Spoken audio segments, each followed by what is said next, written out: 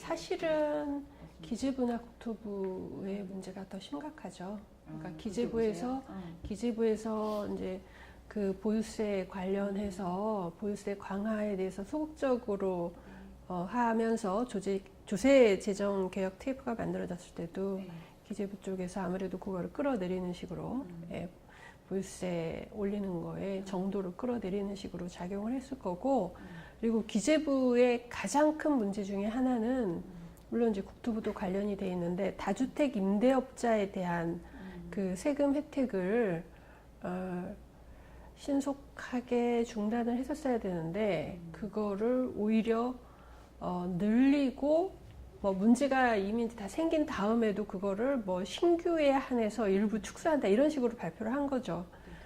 그러니까 원래 그 다주택 임대업자에 대한 세금 혜택이라는 게 임대업으로 등록을 하게 함으로써 임대소득세를 이제 제대로 걷어보자 하는 그런 취지로 처음에 이제 고안이 됐었고, 거기에 대해서 이제 김수현 수석을 비롯한 그 일부 진보 진영이 거기에 대해서 이제 찬성을 하게 된 것은 그러니까 세입자 보호를 해보자. 계약 갱신 청구권과 뭐 임대료 상한제 5% 그리고 이제 8년 임대의 어떤 그 조건 하에 임대업 등록을 하면 그 조건을 지키면서 세금 혜택을 받는 식으로 하면 세입자가 보호되는 거 아니냐 이렇게 하면서 이제 찬성을 했던 거거든요. 근데 그 제도가 만들어지는 과정에서 세입자 보호는 다 빠져버린 거예요. 예, 계약갱신 청구권이 인정이 안 되니까 임대료 상한제라는 것도 의미가 없어져 버렸어요. 사람이 바뀌면 그게 적용이 안 되고, 그리고 임대료 상한제 5%라는 것도 지금 이제 초저금리가 되면서 그것도 이제 큰 의미가 없어지고, 그러니까 결국 그냥 8년 소유한다는 것만 남은 거예요. 근데 보통 우리가 집을 사가지고 8년 전에 파는 경우는 오히려 적은 거고, 집을 한번 사면 대개 이제 8년 정도는 소유한다고 할 때 사실상 아무런 제한 없이 33평 이내의 조건이라는 이내에서 등록만 하면 그 세금 감면해 주는 게 재산세 취득세를요 100%까지 감면해 줘요. 네, 평형에 따라서 뭐 14평 이하는 100%, 뭐 28평에 50% 이런 식으로 100%. 그리고 양도소득세에서도 예외를 주고 종부세에서도 6억 한도 내에서 합산을 안 해줍니다. 그리고 임대소득세도 그나마 지금 엄청나게 낮게 잡혀있는데 거기에서 또 감면을 해주고 건강보험료도 감면을 해줘요. 그러니까 이제 너무나 큰 혜택이 있는데 그 이전에는 이제 임대소득이라는 게 잘 발각이 안 됐었기 때문에 사람들이 혜택이 있음에도 불구하고 이거를 등록할까 말까 이렇게 약간 꺼리는 게 있었거든요. 그런데 작년 9월에 여기에서 제가 좀 제 자랑 해도 돼요? 네. 국세청장 인사청문회를 하는데 제가 부동산 전수조사 가능하지 않습니까? 지금 이제 전월세 확정일자 뭐 170만 건이 다 지금 국세청에 확보돼 있고 월세 그 세액공제하는 그 자료도 다 확보돼 있고 등기부등본 완벽하게 있는데 하다못해 우리 그 지도 맵을 보면은 지금 그게 상태가 어떤지도 실시간 확인이 가능한 정도인데 그 부동산 전수조사해서 지금 임대 상황이 어떤지 해서 바로 임대소득 과세가 되는 거 아닙니까? 하니까 부동산 전수조사 하겠습니까? 이렇게 물어보니까 예, 그렇게 대답을 했어요. 그게 그날 이제 9시 뉴스에 나가면서 청와대도 바로 접수를 하고 부동산 전수조사가 그 시스템을 바로 만든 거예요. 그 자료들을 묶어서 통합 분석 조회 시스템을 만들면서 바로 부가세가 가능하게 됐어요. 네, 정부가 굳이 신고를 등록을 안 받아도 자, 당신은 지금 어느 부동산에 대해서 누구에게 얼마로 임대하고 있으니 그거에 대해서 임대소득세를 얼마 내십시오.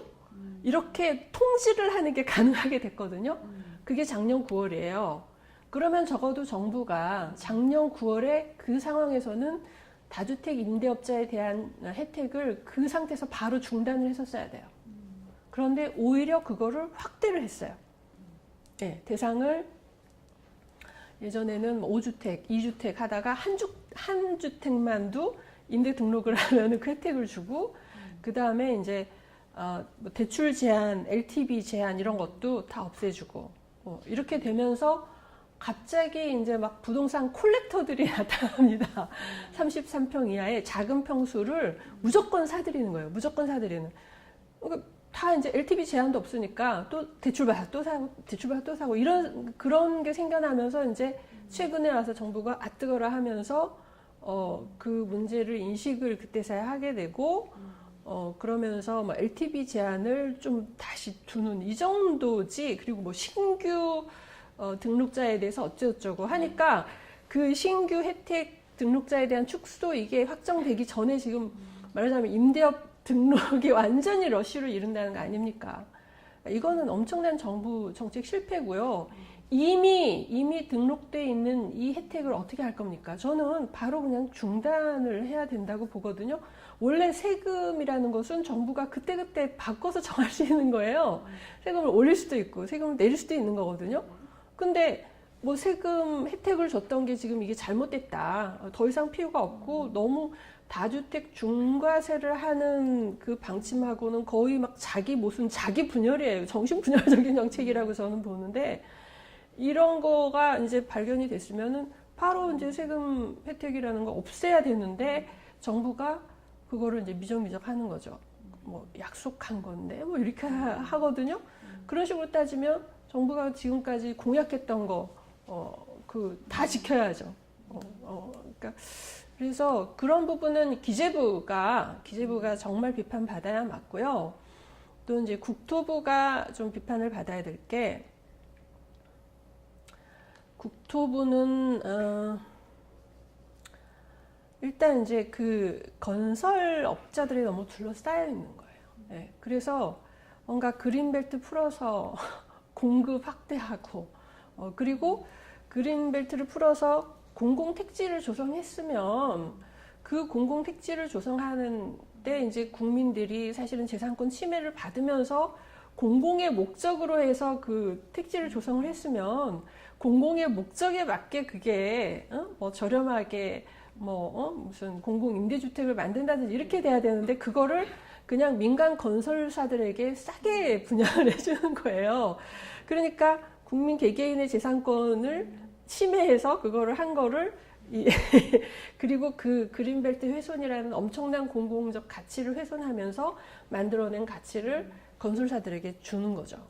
그래서 그러니까 공공 택지를 조성하는 거는 민간 건설사에 절대 분양하면 안 됩니다. 그리고 이제 거기에 또 만약에 이제 LH가 자기가 직접 뭐 그 공공주택을 졌다고 쳐요. 그러면 그 공공주택은 다수의 이익에 봉사하도록 그거를 유지하고 운영을 해야 되는데 이거를 또 뭐 한 8년 이런 식으로 하면 또 그 사람한테 분양을 해버리거든요. 그거는 또 그 사람에게 로또를 주는 거가 돼요. 왜 그렇게 공공택지를 조성해서 공공주택을 만들었는데 아주 몇 사람에게만 그 로또를 줍니까? 그러니까 저는 공공택지를 조성했으면 그거는 민간 건설사에 분양하면 안 되고 공공주택을 만들었으면 그거를 개인에게 분양하면 안 돼요. 계속 그걸 유지를 해야 돼요. 공공주택으로 하면서 그리고 그 이제 임대 혜택을 주는 것도 지금은 막 영구 임대 아니면 20년 막 이런 식으로 20, 30년 이렇게 하거든요. 근데 그거는 저는 이제 우리가 공공임대주택이 충분할 때는 그런 뭐 파격적인 그런 혜택도 필요하다고 생각하지만 지금은 공공임대주택의 그 혜택을 받아야 될 사람은 엄청나게 많은데 공공임대주택은 굉장히 제한돼 있어요. 그러면 적어도 그 혜택을 받아야 될 사람들에게 골고루 혜택이 가게 해야 된다고 보거든요. 그렇기 때문에 그거를 예를 들면 5년 단위로 저는 좀 사람을 바로바로 그 혜택, 그러니까 5년 후에 다시 엄격하게 심사해서 그 상태에서 가장 필요한 사람에게 또 주고 또 5년에 이렇게 로테이션을 해야 된다고 생각해요. 네, 그 혜택을. 특히나 이제 좀 서민형이다 이런 경우에는, 그러니까 이게 이제 로테이션을 안 하니까 어떤 문제가 생기냐면 이게 이제 한 5년, 10년 돼서 그 어떤 재정 상황이나 이런 게 상당히 좀 바뀔 수가 있잖아요. 그런 게 정확히 스크린이 안 되니까 그 중에는 상당히 잘 살게 됐는데 계속 거기 살고, 그러니까 뭐 공공임대주택에 뭐 무슨 외지차가 있다 이러면서 뭔가 그 공공임대주택 자체에 대해서 굉장히 부정적인 여론이 만들어져서 오히려 공공임대주택을 확대하는데 되게 이제 지장이 생기거든요. 그래서 임대주택을 개인에게 분양해서도 안 되고, 또 일부, 그러니까 처음에 그 혜택을 받은 사람에게 끝까지 혜택을 주는 게 아니라 골고루 혜택을 주는 방식으로 이제 바뀌어야 된다라고 보죠. 그거는 이제 국토부에 하고 싶은 말이고요. 그러니까 국토부나 기재부나 이제 아주 그 말하자면 경험이라는 게 되게 이제 정책을 할 때 정책이 성공했던 경험 이걸 가지고 이제 결정을 하게 될 수가 있는데, 너무나 이제 그 큰 경험이 옛날 88년 올림픽이 지나면서 집값이 엄청 뛸 때 뭐 분당과 일산에 뭐 대규모 신도시를 만들어서 200만 호 만들어가지고 그걸로 집값을 잡았다. 이게 정부 부처의 너무나 큰 경험인 거예요. 그러니까 집값은 대규모 신도시 공급으로 잡는다. 이게 예, 그냥 머릿속에 딱 박혀가지고 그것 때문에 사실은 이제 참여정부 때 그 부동산 정책이 실패를 했어요. 그 경험에서 벗어나지를 못해서 계속 공급 확대 이렇게 가면서 그러면서 이제 분양 원가 공개나 이런 것들은 후퇴하고, 예? 그러니까 뭔가 그 어떤 세계화되는 흐름, 신자유주의 흐름 때문에 그런 규제하는 것은 후퇴를 하면서 공급만 하니까 오히려 공급이 집값을 끌어올리는 식으로 확 돼버리면서 참여정부의 그 부동산 정책이 초반에 완전히 이제 실패를 한 것이었거든요. 그래서 저는 지금 기재부나 국토부 공무원들이 더 이상 그 경험에 얽매이는 건 아니라고 봅니다. 예, 진짜로 그렇게 생각해서가 아니라 지금은 뭐랄까 이미 이해관계 사슬이 만들어진 거죠. 예, 뭔가 그린벨트를 풀면 그 공공의 가치라는 거는 눈에 잘 안 보인단 말이에요. 아주 수많은 사람들이 누리기 때문에 당장 와서 이제 요즘은 그래도 뭐 그런 환경을 생각해서 일부 이제 그 데모를 하기도 하지만 대체로는 그거는 아주 절박한 것이라기보다는 좀 다수에게 공공의 혜택이 이제 가는 건데, 그런 공공의 가치를 조금 훼손해서 택지를 만들면 거기에서 엄청난 막 그 부가 만들어지는 거죠.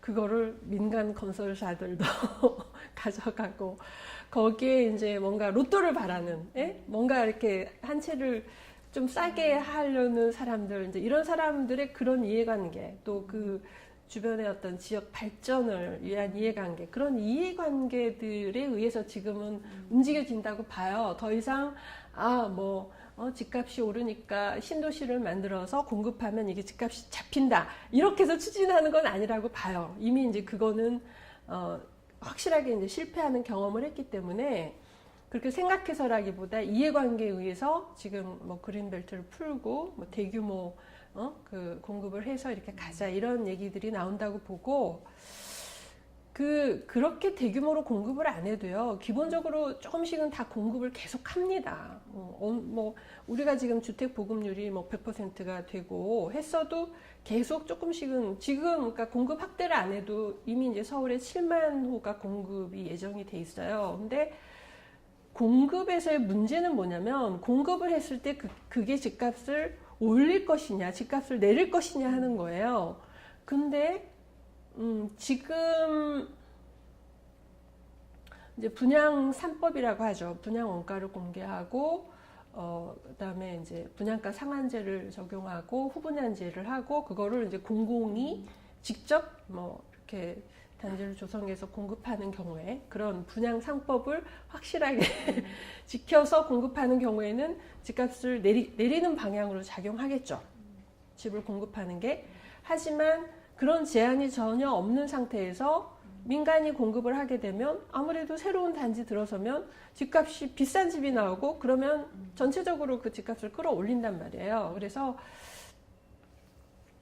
이미 이제 더 이상 뭐 주택 보급률은 100% 넘었고, 그런데 자가 보유율은 점점 떨어진단 말이에요. 그러니까 집이 없어서 지금 문제가 아니라 너무 비싸서 살 돈이 없는 게 문제인데, 살 돈이 없어서 문제인 건데, 거기에 이제 공급을 한다고 해서 지금 이 문제가 해결된다, 이렇게는 사람들이 생각 안 해요, 더 이상.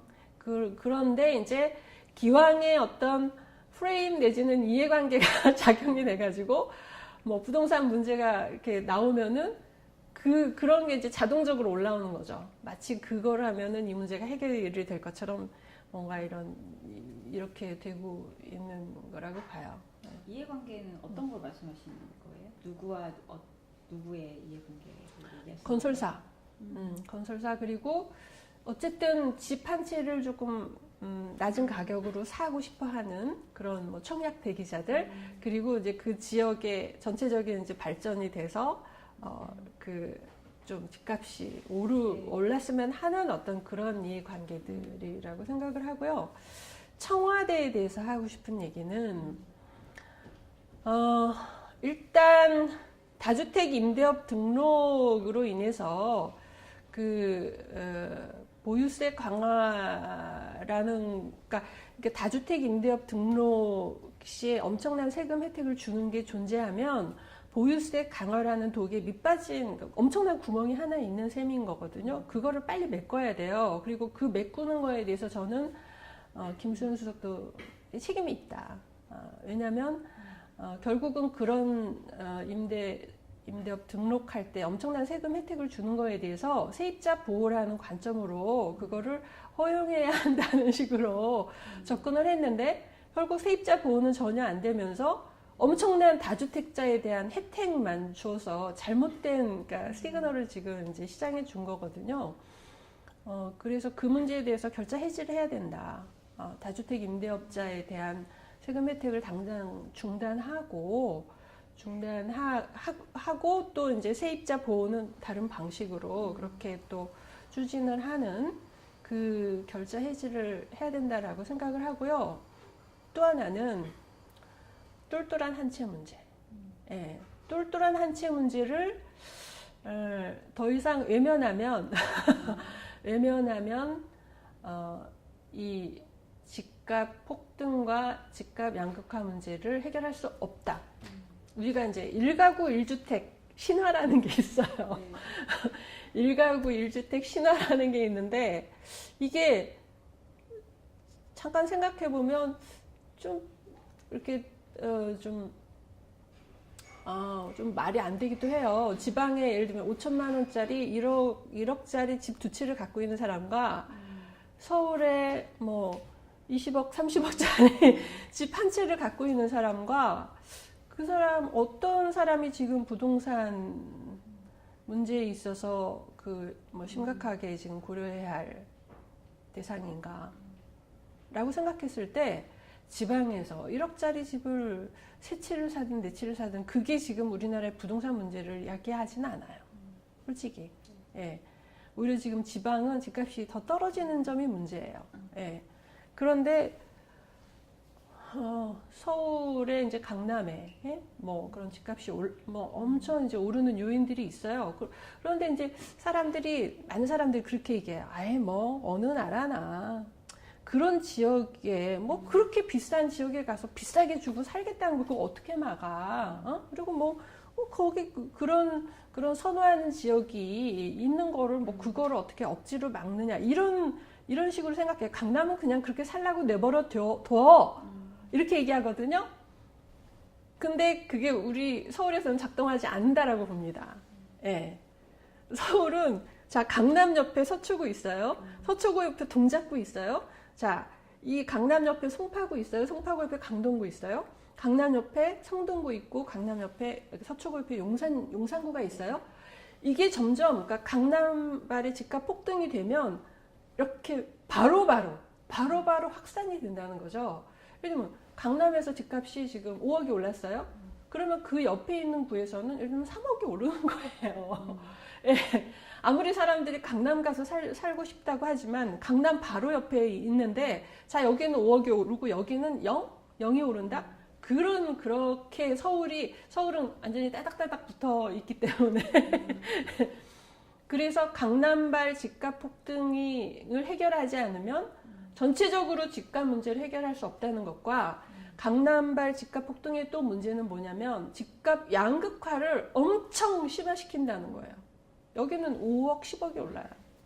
그런데 이제 지방의 집값은 더 떨어져요. 왜냐하면 지방에 있는 사람들이 어차피 집을 지금 두 채, 세 채 사면 뭐 규제가 너무 많으니 똘똘한 한 채로 자 집이라는 건 똘똘한 한 채다. 그러니까 지방에 있는 사람들이 오히려 지방에 있는 집을 처분하고 서울 강남으로 올라와서 똘똘한 한 채를 살려고 한단 말이에요. 예, 그래서 이제 양극화는 더 벌어지고 집값은 잡히지 않고. 그래서 똘똘한 한 채 문제를 정면으로 대처를 해야 돼요. 이거를 이제 회피하면 아무리 다른 뭐 이런 저런 걸 해도 저는 해결이 안 된다라고 봅니다. 제가 고민한 결과는 그거예요. 자, 좀 이제 단순화시켜야 돼요. 가장 단순한 정책이 가장 공평하고 가장 효과적이에요. 예. 자, 근로소득세 보세요. 근로소득 단순해요. 자, 일정 전까지는 면세고 그 이상의 단계별로 해서 누진이 돼요. 그런 식으로 만들면 돼요. 그리고 주택이나 토지나 부동산을 같이 취급을 해야 돼요. 예. 그러니까 주택과 토지를 다 합해서 부동산 가격이 예를 들면 한 2억 5천이다. 그 이하에 대해서는 이거는 섬유용이라고 생각하고 오히려 좀 감세를 해주고 거기서부터 단계별로 누진적으로 과세를 하는 거죠. 그리고 기본적으로 이제 보유세 중심으로 가는 거죠. 보유세 중심으로 가는데 지금 보유세 수준이 0.3이거든요. 선진국은 1%라고 하잖아요. 그러면 이제 우리가 자 0.5% 정도에 갔을 때 거기서 1차로 거래세, 그러니까 재산세나 양도소득세를 1차로 조정한다. 그리고 0.7% 정도 갔을 때 2차로 또 그 재산세나 양도소득세를 2차로 조정한다. 이런 계획을 세워서 단순화해서 접근을 해야 돼요. 이게 단순화해야 되는 이유 중에 하나가 또 뭐냐면 지금 이제 막 묶고 풀고 이렇게 한다고 투기적으로 묶었다가 또 풀었다, 뭐 대출 제한을 또 뭐 묶었다가 높였다가 낮췄다가 뭐 이렇게 접근하는 방식이 어떤 문제가 있냐면 우리나라는 이제 부동산 그러니까 공인 중개사도 많고 부동산 기획업자들이 많아요. 기획업자들이 많은데 그 기획업자들이 소비자들의 불안 심리를 막 이렇게 불안 심리를 이용해서 부동산 기획을 해서 그러니까 부동산 기획업자들이 소비자의 불안 심리를 끌어올릴 재료를 주는 거예요. 이런 거를 뭐 묶었다 풀었다 하면 근데 또 이렇게 뭐 투기적으로 묶는다, 뭐 푼다, 또 뭐 추가 지정을 한다, 또 뭐 대출 제한을 높인다, 낮춘다 이렇게 하게 되면 그 중에 하나 정도에서 부작용이 나타납니다. 여러 개 하다 보면 뭔가 이렇게 좀 문제가 되는 케이스가 발생을 하면 그게 이제 막 침소봉대가 되면서 막 전체적으로 부동산 정책이 전체적으로 후퇴하는 계기를 만들어줘요. 예. 그렇게 되면 이제 이게 네모탕 정책이 되는 거예요. 또 막 확 묶었다가 또 확 풀었다가 이렇게 되면 이제 소비자들이 불안 심리가 이제 증대되기도 하지만 한편으로 정책 신뢰를 안 하는 거예요. 저거 좀 있으면 또 풀려. 경험상 저런 식으로 묶고 풀고 하는 거는 조금 있으면 또 풀려. 기다리지 뭐. 이렇게 되는 거죠. 그래서 그런 네모탕식 정책, 묶고 푸는 방식의 네모탕식 정책은 부동산 기획업자들이 그런 소비자의 어떤 불안 심리를 이용할 수 있는 재료를 주는 거, 그리고 이게 결국은 어떤 작은 하나에서 부작용이 생기면 침수봉대해가지고 다시 정책이 후퇴가 되면서 냉온탕식 정책이 되고 정책 신뢰가 없어지면서 사람들이 조금 기다리자, 이 소나기 피하자 이런 방식으로 된다는 거죠. 그래서 저는 이제 단순화해야 된다. 정책을 단순화하고 그 단순화하는 데 있어서 1가구 1주택이 아니라 주택이든 토지든 부동산 가격 총합이 얼마가 됐을 때는 감세를 하고 그 이상에서는 누진적으로 과세하는 방식으로 이렇게 단순화를 해야 똘똘한 한 채 문제도 풀리고 부동산 그 문제도 풀린다 이렇게 생각을 합니다. 그리고 그래서 이제 그게 결국은 이제 제가 청와대에 하고 싶은 얘기죠. 그러니까 기존의 정책들은 이제 국토부와 기재부에서 해요. 조세는 기재부에서 하는 것이고요. 그러니까 기재부는 보유세 인상에 대해서 너무 이제 말하자면 소극적이었다라는 거, 그리고 다주택 임대업자의 문제에 대해서 너무 무지하고 국토부에서 올리는 대로 해서 다 그냥 혜택을 계속 늘리는 식으로 갔다라는 점이 지금 문제인 거고요. 그리고 국토부는 그런 묻고 푸는 방식의 말하자면 그런 냉온탕식 정책을 아직도 이제 하고 있다는 거, 그거 바꿔야 되고 또 뭐 무슨 그린벨트를 풀어서 뭐 공급을 확대한다. 이게 옛날 88년 쌍팔년도식의 정책인데 그걸 아직도 하고 있는가 하는 거죠. 그래서 그리고 이제 청와대는 뭔가 이제 새로운 개혁을 해야 되는데, 자 일단 김수현 수석은 뭐 제가 이렇게 단정할 수는 없지만 저는 이제 그 김수현 수석이 예전에 세입자 보호를 위해서 다주택 임대업자에 대한 그 등록했을 때 혜택을 주는 거에 대해서 그 찬성했던 걸로 저는 알고 있기 때문에 그 부분이 지금 현재 너무나 이제 말하자면 상황도 바뀌었고 그거로 인해서 보유세 강화에 큰 구멍이 만들어졌기 때문에 그거에 대해서 결자 해지 차원에서 그 부분을 당장 중단하는 그런 조치를 취해야 될 책임이 있고, 또 하나는 똘똘한 한 채 문제를 더 이상 외면에서는 부동산 정책이 풀리지 않는다. 그리고 점점 갈수록 이제 집값 양극화 이게 정말 극심해지면서 정말 헬 조선이 될 것이다. 그래서 그 두 가지 이 다주택 임대업자 세금 혜택 중단하는 거와 똘똘한 한 채 문제를 해결하는 것은 청와대가 책임지고 풀어가야 된다고 생각합니다.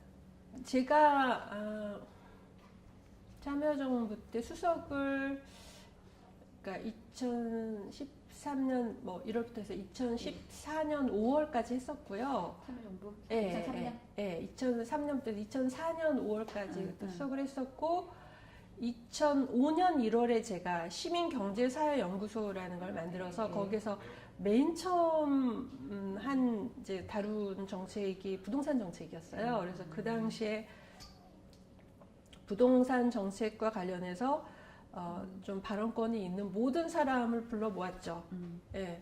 그래서 이제 경실련의 김원동 단장, 또 선대인, 그리고 김광수 경제연구소의 김광수 소장, 그리고 지금 이제 김연아 의원, 그리고 홍종학 교수도 있었고, 또 참여연대 김남근 변호사, 뭐 등등 해서 이제 다 이제 모아가지고 몇 개월 동안 이제 막 모든 쟁점을 다 이렇게 하고 얘기를 했었어요. 그때 이제 제가 참여 수석으로 있을 때 이제 그런 국민들 목소리를 계속 이제 막 온라인으로 듣는데 부동산 문제가 굉장히 이제 불만들이 많았고, 그래서 그거를 이제 뭐 수석 보좌관 회의나 이제 정부에 전달을 하면 정부에서는 그 정도로 그러니까 국민들이 심각하게 생각하는 것만큼 그렇게 그렇게 예민하게 받아들이질 않는 거예요. 네, 그리고 그냥 만연히 무슨 공급하면 된다 이런 식으로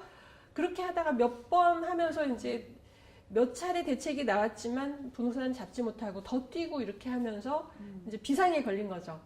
비상에 걸려서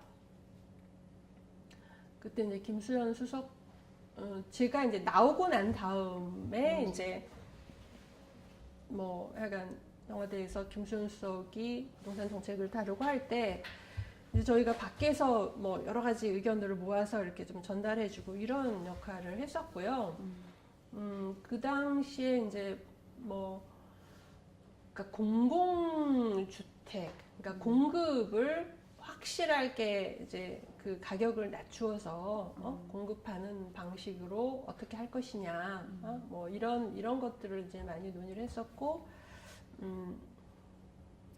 보유세 강화에 대해서는, 그러니까 보유세 강화에 대해서는 저는 사람들이 그 별로 의문을 제기하지 않는다고 생각해요. 그건 정말 원칙이죠. 그러니까 부동산을 보유하는 게 적절한 부담이 돼야 된다.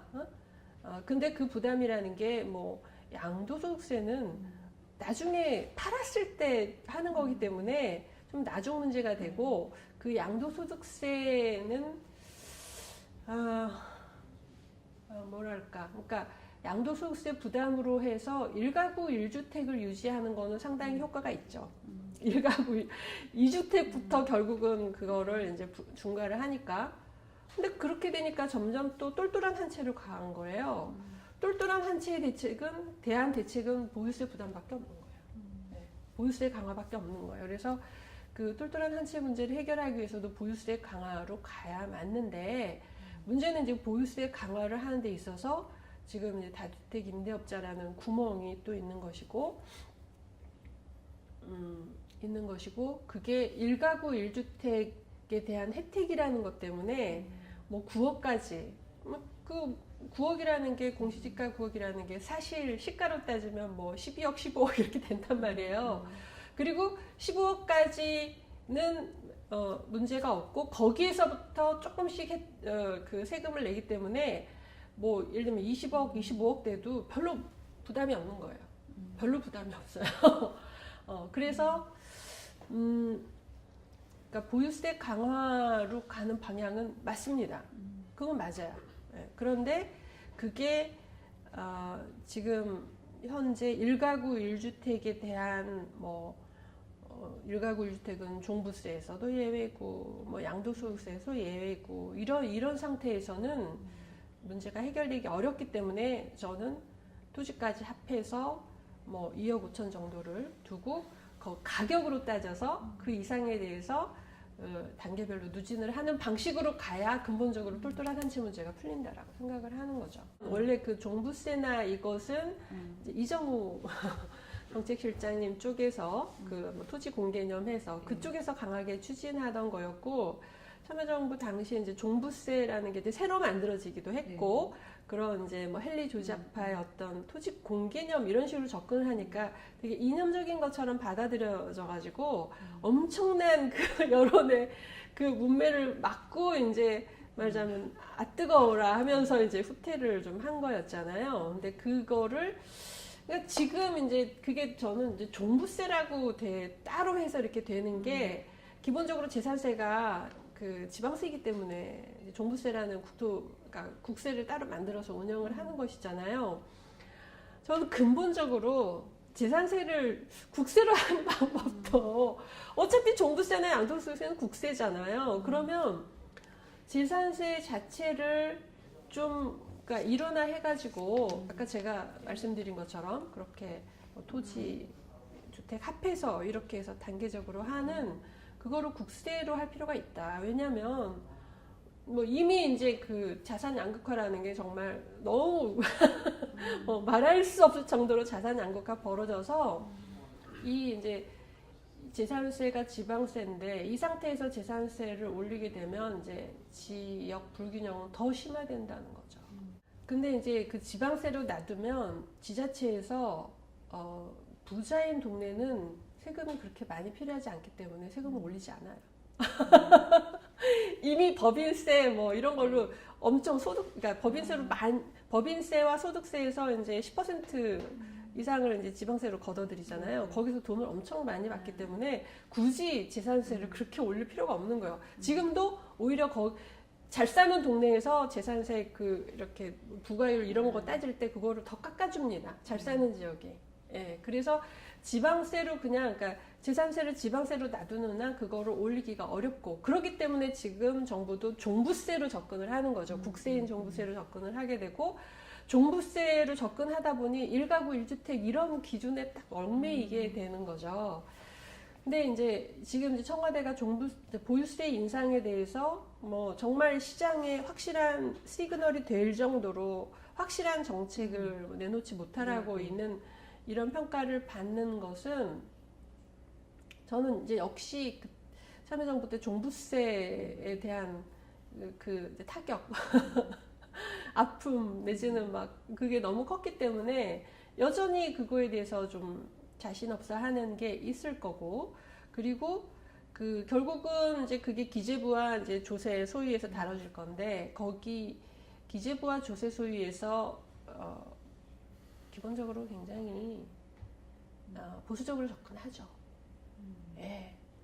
저는 지금 현재 그나마 최근에 집값이 막 오르고 국민들 이제 민심이 들끓으니까 조세지정 개혁 TF에서 나온 안보다는 조금 더 진전된 그 세법 개정안이 지금 이제 국회에 제출이 됐거나 될 텐데, 그게 조세 소위에서 통과될 것인지 저는 장담을 못 하겠어요. 네. 제가 작년까지 조세 소위 있었는데 제가 있으면 파이팅 하면서 좀 더 도왔을 텐데, 뭐 이제 청와대와 정부 여당이 열심히 하면 뭐 통과시킬 수는 있다라고 생각하지만 그렇게 낙관할 수 없는 그런 분위기라는 거예요. 네, 기재부의 분위기와 조세소의 분위기라는 건 예를 들면 청와대 의지보다도 더 떨어져 있을 거거든요. 네, 그렇기 때문에 청와대에서 보유세 인상하는 거에 대해서 지금 이 정도로 올린 것만 해도 뭔가 그래도 좀 했다 이렇게 생각하고 더 이상 이제 그 확실한, 그러니까 보유세 강화라는 것으로 전체 부동산을 안정시킬 만한 그런 이제 그런 정도의 확실한 걸 내놓지 못하는 거 아닌가. 그런데 엄청나게 싸웠죠. 기재부, 그러니까 조세소위에서요. 저는 모든 사람과 싸운 것 같은데요. 자유한국당 물론이고, 그러니까 기재부가 원래 우리가 해야 되는 정도의 한 절반 정도를 갖고 와요. 그러면 그 절반에 대해서도 자유한국당은 엄청 싸우고, 저는 이제 그 나머지 절반에 대해서 뭐 개정안 내고 조세 감면 정리하는 거, 그리고 뭐 어쨌든 그런 법인세나 보유세 뭐 강화하는 거, 이런 거 가지고 이제 정부 여당과 싸우고.